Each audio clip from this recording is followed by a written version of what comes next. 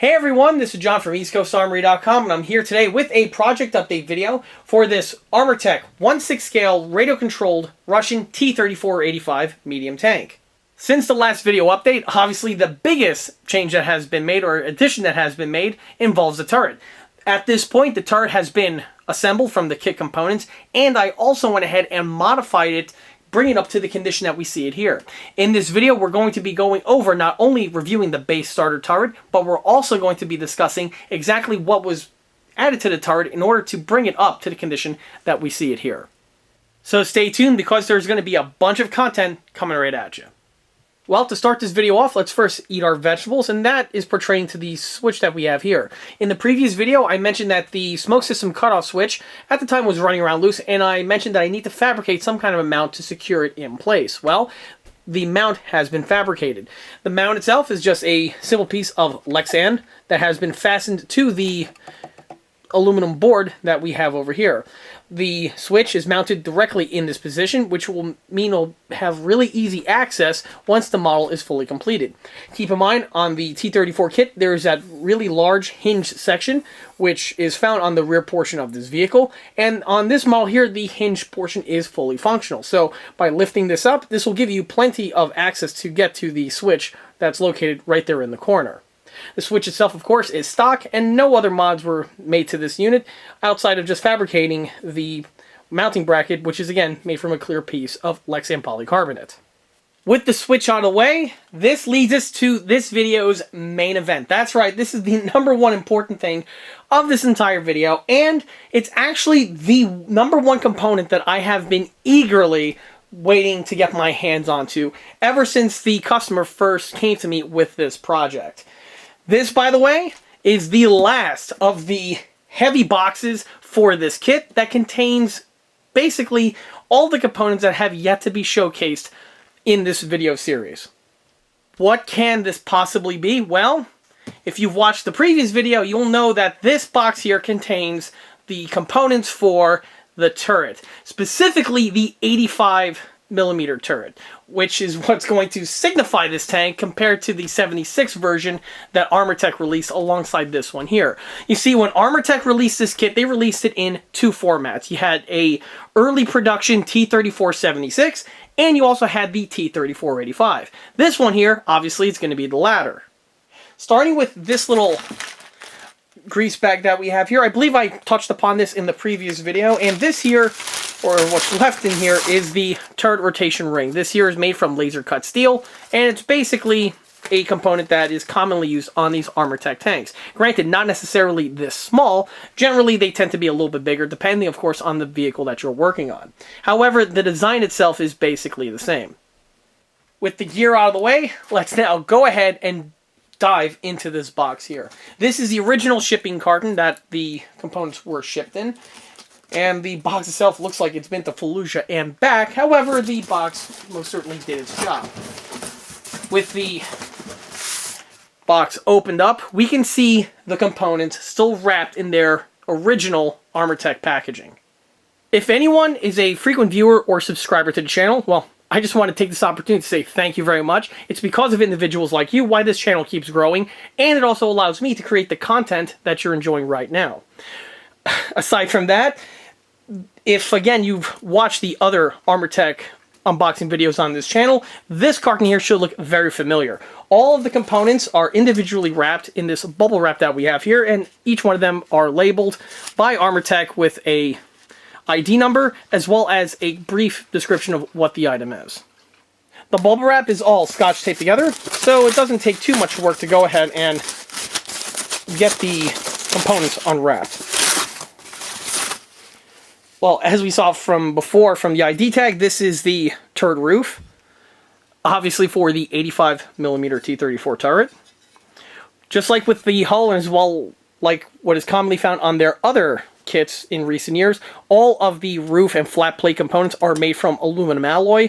Armortek haven't used steel for components like this since about 2005 or so. So generally, if you're going to encounter one of these kits in the wild or purchase a new kit from them, this is the type of fabrication materials that you're going to be seeing.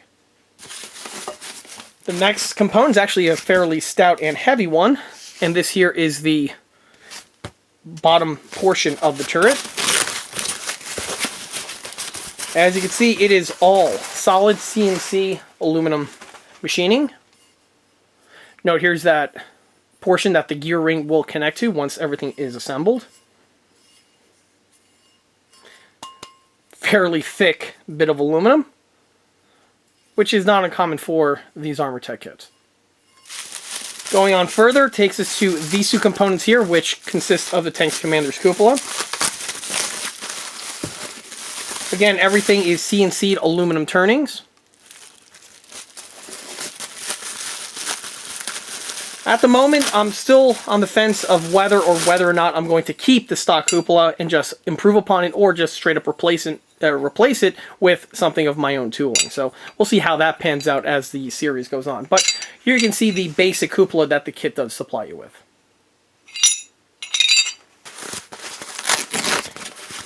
This here is most definitely the front trunnion of the turret. It's very interesting to see how this portion is machined. And there's something about the main turret itself that I'm going to touch upon once I get to that portion of this model. This here looks to be the mantlet. And it looks like I am absolutely correct. It definitely has that look and feel of a T34-85 mantlet. Nice solid aluminum millwork. This here is, I believe, the loader's hatch. It's comprised of a single CNC turning. The mill marks are fairly smooth, and it's something that could polish up very well. We'll see how this turns out once I get to the external turret details. This bag over here consists of components that are not for the turret. In fact, are the other most iconic part of detailing on the T34 family, and that's the side external fuel tanks. On the Armortek kit, they are comprising of these pre-cut aluminum tubes. There's 3 of them, and of course there are some sort of end portions on them that give you the remaining detailing. We'll see how that, again, turns out as the series goes on. Of course, for this video here, I'm not going to be getting to these details at this point, but this is something that I am going to touch upon, again, as the video series progresses. This appears to be that portion of armor that emerges from the mantlet, but we'll see how that pans out as the build goes on. There's one more pretty large bag here of parts. We have some odds and ends, like the bow hatch, which is something I'm going to be touching upon in a future video, but coming attractions on that. Commander's cupola hatch. Hinges and other sorts of fittings like the end caps for the fuel tanks, the straps, so on and so forth. As the video progresses, of course, I'm going to be going over each and one of these components in more depth, so stay tuned for that. But that's not really the purpose of this video. The purpose of this video consists of this gigantic hunk of aluminum that we have right here, and this is the turret, or I should say the main section of the turret. Look at that. The turret on the stock Armortek T34-85 kit, of course, it's consisting of a mosaic of parts that you need to assemble in order to give you the shape of the 85mm turret. The main turning, though, is consisting of this entire chunk that we have here, which is the main body of the turret itself. The unit is CNC'd from a single block of aluminum alloy. I mean, just to imagine how many chips this thing must have created in order to create the shape that you have here.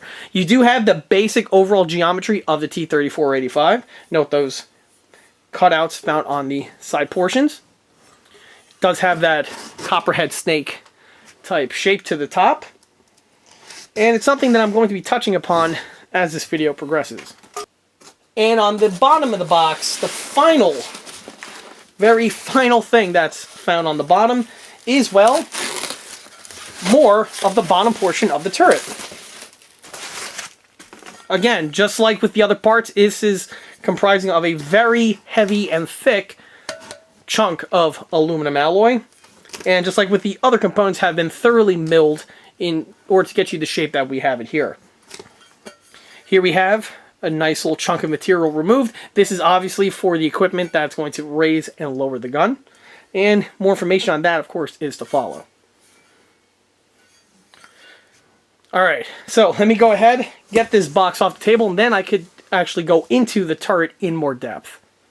So here are the components now strewn out on my ad hoc filming table here, so you get an idea what they look like, as well as their overall size, now that they're no longer in their bubble wrap, as well as in the cardboard box. Of course, assembly for all of these components are done via the fasteners. The fasteners are kit supplied. And from here, I can go ahead and start assembling the basic turret. Before I could go ahead and start actually modifying and changing things on the turret shape and geometry, which, spoiler alert, is something that I am going to be doing, I need to first go ahead and get the unit assembled. This is going to be involving the top portion, the bottom portion, as well as the neck and the ring. And of course, it can't be the turret without the bow front gun trunnion. So, let's go ahead and cut across to where all of that is completed, and you get to see what it looks like mounted on top of the tank. And after about 10 or so minutes, you have the turret assembled to the condition that you see it here. To Armortek's credit, the turret goes together in a very quick and very effortless way. It's all, of course, bolted together assembly from the fastener location holes that were seen in the previous scene when I had all the parts strewn out on the table. As you can see, once the turret is assembled, it gives you the correct shape and overall geometry of the T34-85 turret. Currently, the roof is not permanently attached to the turret, it's just held on with friction. This is something that may or may not change as the build progresses, but as for the turret in this configuration here, because of the thicknesses of the components that I just mentioned, it has a pretty substantial weight to it for something that's this size. The turret comes in, if I was to guesstimate, around 60, maybe 80 pounds max, and that, by the way, is just with the components that we see here. This does not include the other sections like the mantlet, the gun, as well as the other internal mechanical and electrical components that are going to be fitted as the build progresses. The turret itself is nicely engineered in that once the turret mounts onto its appropriate location, it has the perfect amount of clearance for the other components that are found on the top deck. Most importantly, this rear section that we have in this portion that I touched upon in the earlier videos. So it's going to be very, very strange and bizarre for me to say that the T34-85 Armortek kit turret is very nicely designed and is also equally as well made and machined. And that's something that is actually a feature I'm going to have to fix. You see, the Armortek kit is very nice. In fact, it is too nice. Oddly enough, the turret is actually better than the one found on the real vehicle. The T34-85 is known for a lot of things, and one of the things, and it's actually a hallmark of its design, is how crude the vehicle actually is. Even T34 and Russian fanboys will tell you that part of the charm of this vehicle, of this glorious vehicle as they would put it, is the fact that it is so crudely manufactured, but its design lends itself so that it doesn't matter. This vehicle can be as crude as humanly possible and yet still be able to be produced in large numbers and still be able to do the job at hand. And by the way, that is actually true. There's nothing negative or wrong about that statement. However, on this model over here, with this very nicely CNC'd surface that we see on all these wonderful sections, this is something that I am going to have to contend with in order to make this model look more accurate. And by accurate, I mean making it look ugly. Well, ugly in an engineering standpoint, beautiful in a tank T34 type standpoint.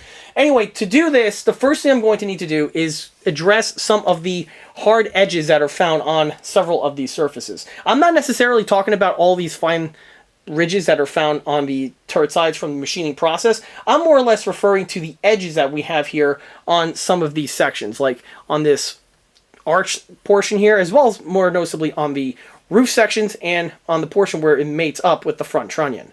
These are going to be rounded off in order to basically give it the appropriate geometry that's needed for the next leg, which will be to add tons of putty and epoxy on the surface here, which will give you the look desired for this pattern of vehicle. Basically, the Armortek turret is a great skeletal structure for you to add upon it, giving you the appropriate texturing found on this piece. Before I go ahead and take the tank's turret outside for me to do the conversion process, one thing I do want to mention though is if you notice the interior portion was painted with the primer. This was done because once the turret is fully assembled, you're not going to be able to get access to all these interior sections. So before the turret sections were assembled, I went ahead and primed everything with the red primer that you see here. In this type of format, I could mask everything up, sealing off the interior of the turret, or sealing it off to a good degree, and which will then allow me to then start the conversion process, taking this nicely engineered piece of CNC tooling and turning and transforming it into a rough lump of cheese looking like object, which is typical for the Russian cast tank turrets of the period, and basically all the way up until arguably even today in some aspects with the T90, but that's really a discussion left for another video. Anyway, let's go ahead and get this thing outside so I could go ahead and start the conversion process. Moving the turret outdoors, this is definitely the type of procedure where you don't want to be doing in an indoor format. This is the type of procedure where you will be kicking up a ton of fine particles and particulate, none of which are really that fun to clean up in an indoor setting. So outdoors, this does simplify the task quite a bit. For the actual grinding itself, I'm going to be utilizing my handheld angle grinder here. This should be more than suffice for the task at hand. And once I start carving, you'll start seeing the turret starting to metamorphosize into something that would be, let's just say, more appropriate for the subject matter at hand. Having reviewed the tools that I'm going to be using, for my reference materials, I'm going to be using here my 1/35 scale Tamiya T34-85 tank model. This one here was built many years ago, pushing about 23, maybe 25 years at this point, so it's getting a bit long in the tooth. Oh, and by the way, in case anyone's wondering, this will be the subject matter of an upcoming 1/35 scale old tank repair video, but more information on that, of course, is to follow. I'm also pretty sure I'm going to be getting asked a question from some T34 fanboys about, well, why are you using this rendition of the T34-85 for your reference? You know, Dragon or this company or that company has a much superior kit compared to this older tooling one here. Well, the answer is actually quite simple, and that's because, well, this is literally the only T34-85 I have in my collection, specifically in 1/35 scale. This may be a surprise to some people, or it may not, but I actually don't have that many T34s in my collection. Also, for anyone who's a fan of my smaller 1/35 scale content, rest assured this is something I am remedying, and it is something that I am avidly working on. I have a bunch of new Russian tanks and other Russian content in the lineup, and this is something that is going to be posted on the channel as time goes on, so stay tuned for that. Back to the 1/6 scale model that we have here. In addition to the Tamiya model, I also have some photographs of the real T34-85 that I'm going to be utilizing as reference. Right here on the iPad as soon as I go ahead and log in. Hopefully you can see this with the lighting situation that I have here, but here I have an image that I got right off of Google Images of a real T34-85 turret. In case anyone's wondering, I literally just Google up T34-85 turret, and this was one of the very first responses that I got. Fortunately, when it comes to finding reference material like this, the T34 is a very easy subject matter at hand, and it's not too hard to find some really good results. But with the combination of the Tamiya model, as well as these images here on Google, I should have plenty of material required to transform this turret into making it something a little bit more proper. Other things that I forgot to touch upon is, of course, I am going to be using this tool, and because of that, a respirator is going to be necessary because I really don't want to get this stuff in my lungs. And on top of that, it is a pretty loud procedure, so a set of headphones are going to be used as well. But probably the most important tool that I'm going to be needing for this conversion is also the simplest, and that is none other than the Sharpie, because I need to go ahead and mark areas that are going to be needing to be rounded off and taken down. So I'm going to go ahead and get this thing all marked up, and then I could actually start making metal chips. So here you can see all of the highlighted areas with the Sharpie that I'm going to be addressing. The modified areas are going to be a mirror image on the reverse side.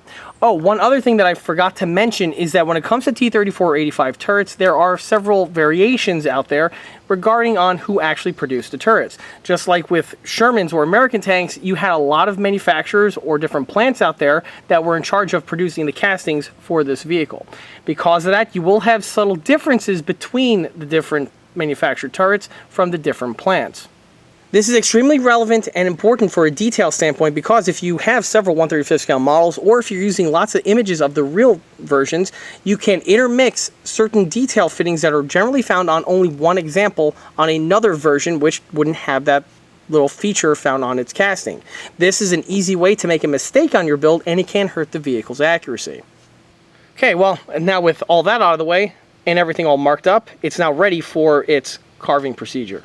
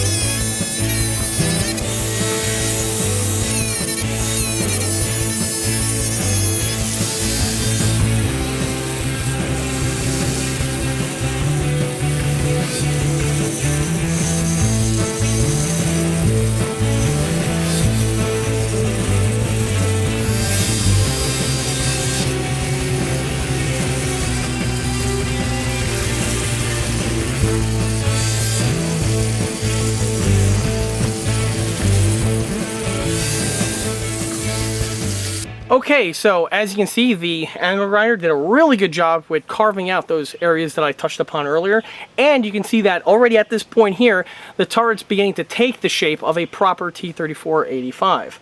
Of course, though, this is just the ground level, and this turret is going to evolve heavily past this point here, but, you know, we'll see as the video progresses.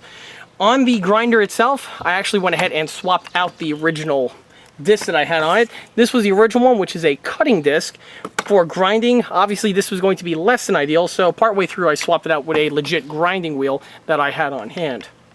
Currently, half of the turret is done.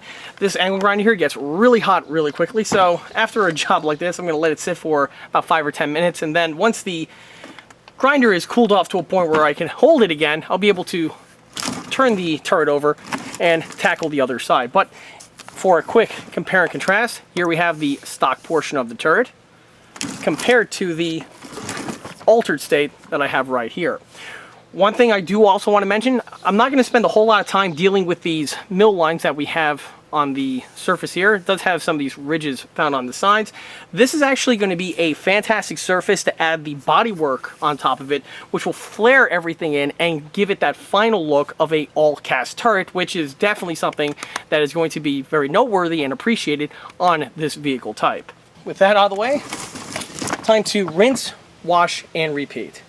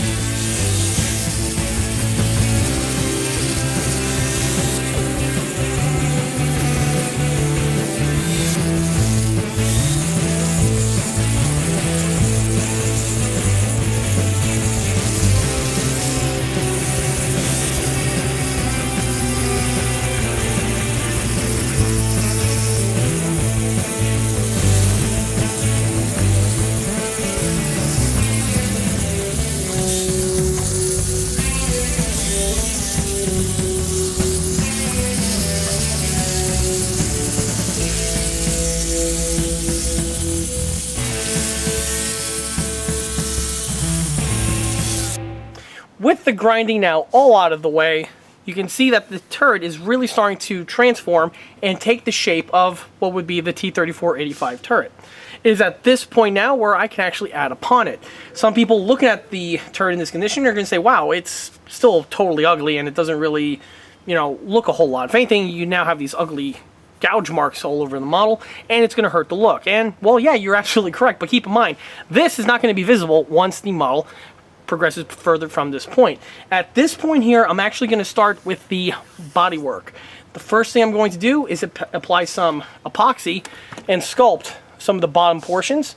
Right now, if you look, this piece here is just a 90-degree straight line from the bottom portion of the turret, and on the real vehicle, this here would be a continuous curved section with a radius that's integrally cast in. This I'm going to be adding, and the best way to do it is with the bodywork. And while I'm on that point, you can also see that I'm going to be plugging up those fastener locations that I mentioned before.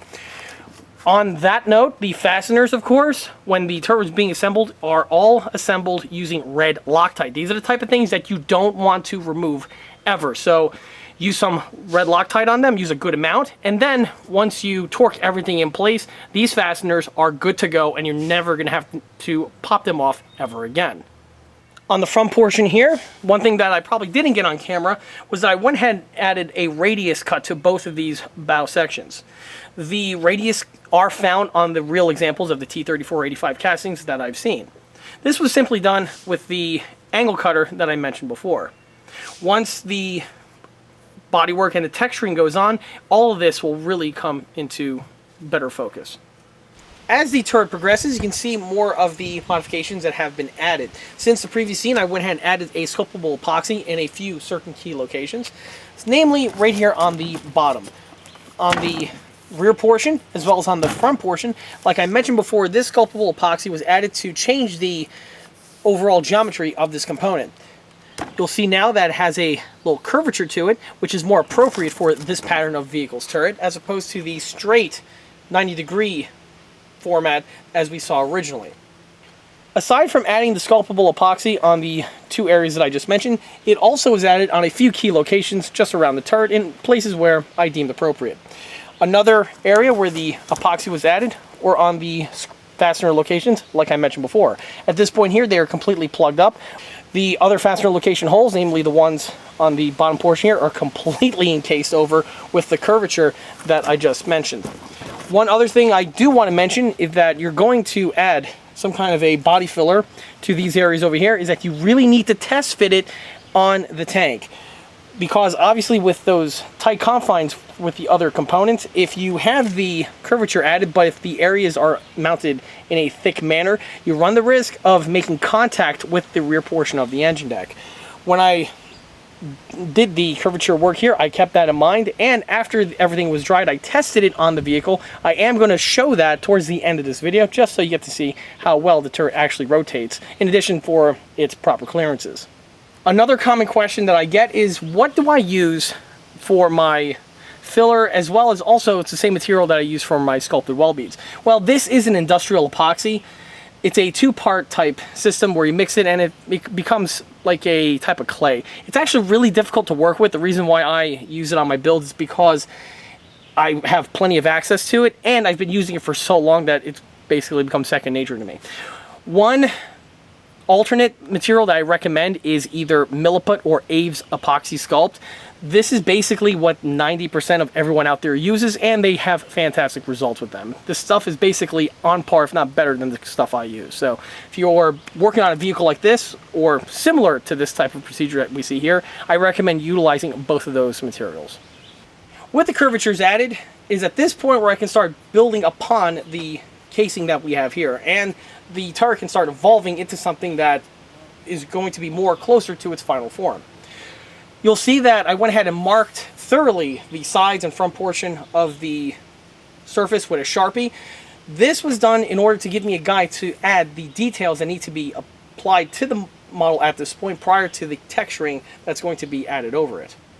With this pattern of the T34-85 turret, the research I was able to dig up on them gives me the detailing that we have here. Keep in mind, on the real T34-85 turret, they were all made from a single steel casting, much along the same lines as the American tanks of the era, and they were done in much the same way. You have a pattern of both the top and lower portion, and they go ahead and make the sand mold around those two patterns. At that point then, they take the two molds, they connect them together, and then they're able to pour in the liquid steel in order to give it the casting that we have here. Because of this manufacturing technique, you will have a distinguishable mold line present on the castings, showing where the two halves of the mold originally connected.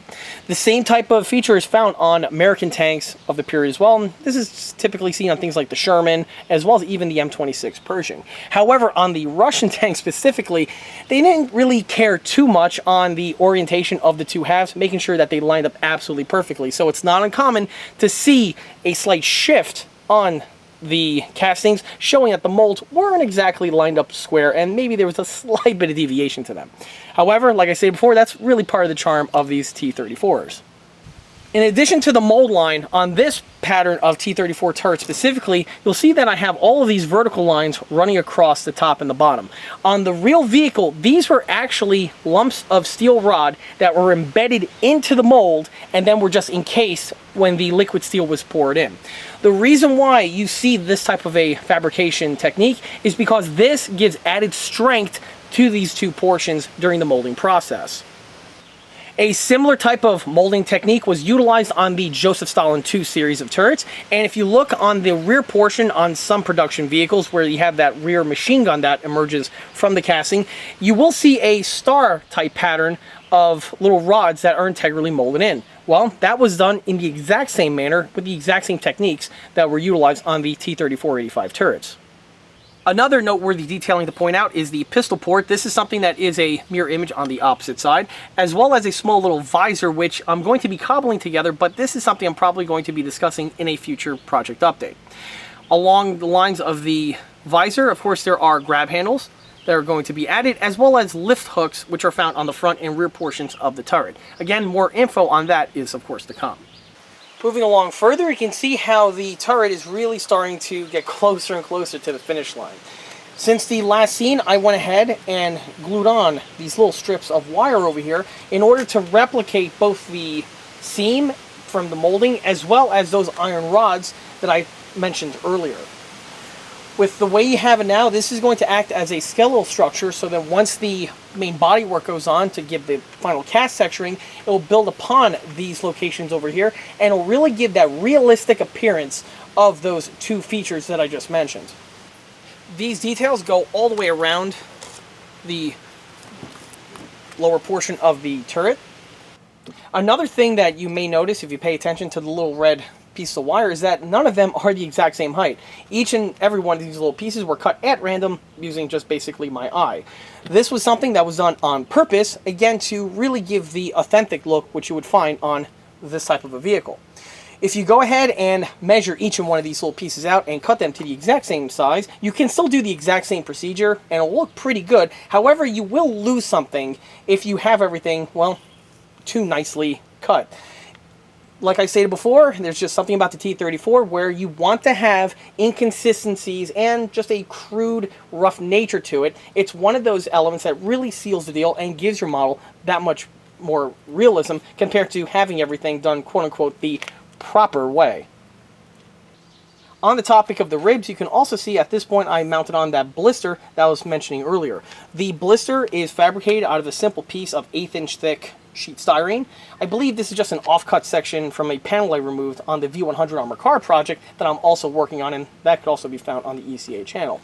Self-plug out of the way, the styrene was trimmed to the appropriate shape, and then on the grinder I went ahead and blended the curvature on the corners, giving it that blister type appearance, which is going to be more appreciated once you go ahead and add and seal it all together with the coat of cast texturing and the bodywork. Also, just like with the other reinforcement ribs, this piece here also has about 4 of these reinforcement ribs found on the top portions, and this was something I lifted directly off of real photographs of the T34-85 turrets that I've been using as reference. Well then, I think it's safe to say that at this point here, the turret is more true to form and is what we typically expect when we think of a T34-85 turret. With the addition of the cast texturing, all of the tool marks and grind marks that were seen previously on the turret surface have all been thoroughly blended in, and like I stated before, every little nook, scratch, and ding that was added to the turret during those procedures all had a special purpose to them, and with the cast texturing added, you can see how everything looks with it all being fleshed out. The mold line came out absolutely perfect, as are the low rigidity ribs that I mentioned before. Also, like I touched upon earlier, with everything being at various heights and lengths, it really does give you that appropriate look, which what we would expect again for this pattern of turret. If I move the turret over, you can see how everything is flowing together.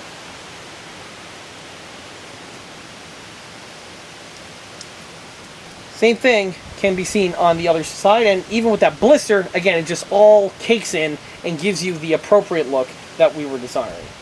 I'm also pretty sure people are going to ask me exactly how the cast texturing is added.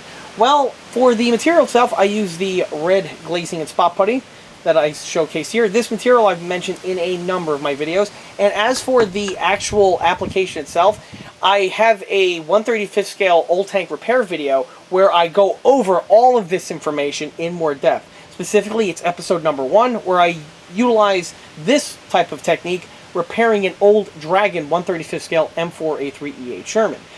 In that video, I basically show from start to finish how to accomplish this effect, and it's literally the exact same procedure. Only on this one here, the one step that I didn't do that was utilized on the other build was I would go over some sections which would be a little bit too rough with some sandpaper, allowing for a second or tertiary coat of the red putty.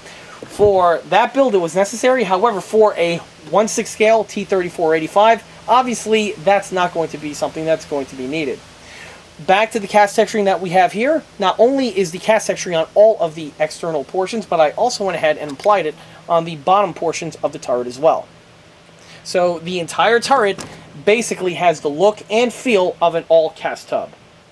Although the turret at this point here looks like it's completed and it's ready for the next step, that's not necessarily true. There are still a few details that are still remaining, some of which I touched upon before, which would have been the pistol port, the visor, as well as the lift handles. There may be one or two other small details that I'm missing at this point, but more information on this, of course, is to follow in the next, or the second to the next, video update. Having said that, however, obviously this is a huge improvement over the way the turret looked at the beginning of the video when I first got all those components assembled together. Of course, with the turret placed onto the hull, you can see how the vehicle is really taking shape, and it now has no illusion to what type of vehicle it is. It is indeed a T34-85.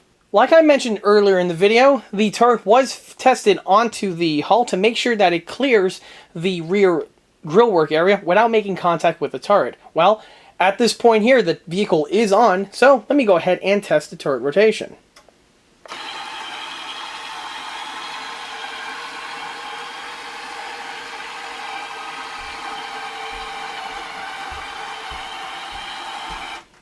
I think it's safe to say to call that a success. Let me try going in the reverse direction.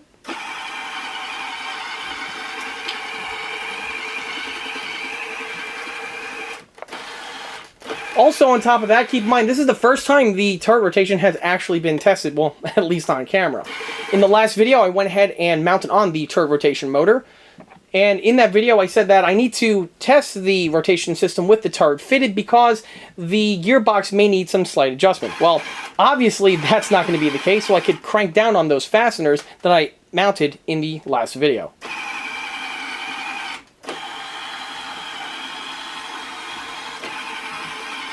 With this work now out of the way, this is obviously a huge jump forward with this project. Coming up next should be the gun elevation system, which means I'm going to have to be working on the mantlet and doing some revisions on that, as well as the other internal modifications and systems that I touched upon in the previous video. However, more information, of course, on all of this is to follow in the next project update. And with that, that wraps up this project update video for this 1/6 scale radio-controlled Armortek Russian T34 85 medium tank. If you like this video, be sure to subscribe to this channel, where it's a great way to keep up to date on new posted content, being 1/6 scale project update videos like this fellow over here, or the other smaller scale model showcase videos that frequently get posted to this channel. Another way to keep in loop of new posted content is to like us on Facebook. There, I have more photographs of this particular build that have been posted all the way since the project start, as well as the other smaller and larger scale builds that are frequently showcased on this channel. Furthermore, don't forget to swing by eastcoastarmory.com for more 1/6 and 1/16 scale builds and detail components. Thanks again, and I'll be catching you again on the next one.